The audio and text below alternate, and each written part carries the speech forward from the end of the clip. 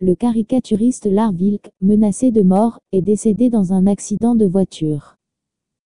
L'artiste suédois Lars Vilks est décédé dimanche, avec 2 policiers qui assuraient sa protection, lors d'un accident de la route, menacé de mort pour une caricature de Mahomet. Il vivait sous protection policière depuis de nombreuses années. Le caricaturiste suédois Lars Vilks, militant de la liberté artistique menacé de mort depuis des années, est décédé, dimanche 3e octobre, dans un accident de voiture qui a également coûté la vie à ses 2 gardes du corps, sortis indemnes en février 2015 à Copenhague d'un attentat lors d'un débat sur l'islamisme et la liberté d'expression suivant le massacre de Charlie Hebdo. Le dessinateur de 75 ans, dont les 14 derniers en grande partie sous protection policière, apparaissait comme un vrai trompe-la-mort. Après avoir survécu à de multiples menaces et projets d'attentats, sa vie s'est achevée dans la collision avec un camion de la voiture de police banalisée dans laquelle il circulait avec les 2 policiers chargés de le protéger, dimanche après-midi sur une autoroute dans le sud de la Suède. C'est par une histoire de rond-point que la vie de ce libre penseur allait basculer en 2007.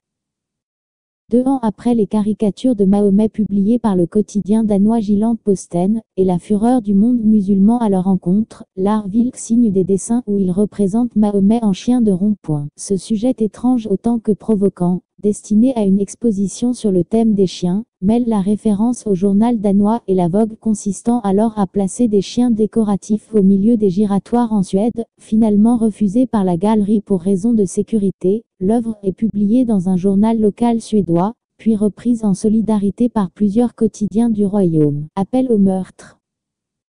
Dans une réédition à moindre échelle de l'affaire danoise, Vilks déclenche de vives réactions de haut niveau dans plusieurs pays musulmans, s'attirant une renommée mondiale, mais aussi des appels au meurtre. Son assassinat a ainsi été planifié par l'américaine Colin LaRose, alias Jihad Jan, qui aurait recruté des islamistes dans ce but selon la justice américaine, avant d'être arrêté en octobre 2009.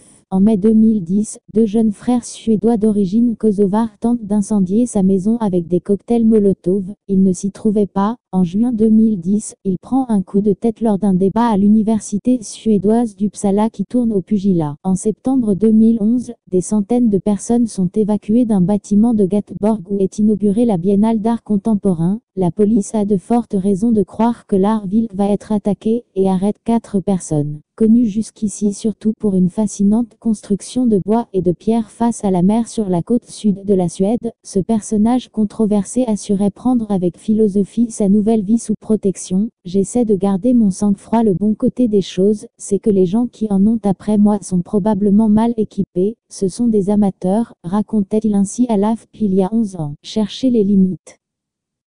Je ne suis pas un raciste fanatique, je n'ai pas de position politique, je suis un artiste qui cherche les limites, qui veut trouver ce que l'on peut faire ou non et là où il peut y avoir un débat, plaidait l'artiste aux épaisses lunettes. Je pense que c'est très important, si l'on veut parler de la liberté d'expression et de l'islam et des musulmans, d'avoir une vraie position, d'avoir quelque chose de suffisamment provoquant et transgressif pour entamer un débat. Le jour de l'attaque contre Charlie Hebdo, Lars Vilks avait confié sa tristesse au journal régional Helsingborgs Dagblad. On ne peut pas renoncer à la liberté d'expression. L'attaque à Paris est là significative de l'époque où nous vivons. Un mois plus tard, le 14e février, un jeune Danois d'origine palestinienne tentait de faire irruption dans un débat sur la liberté d'expression organisé à Copenhague en écho à la tuerie du journal satirique français.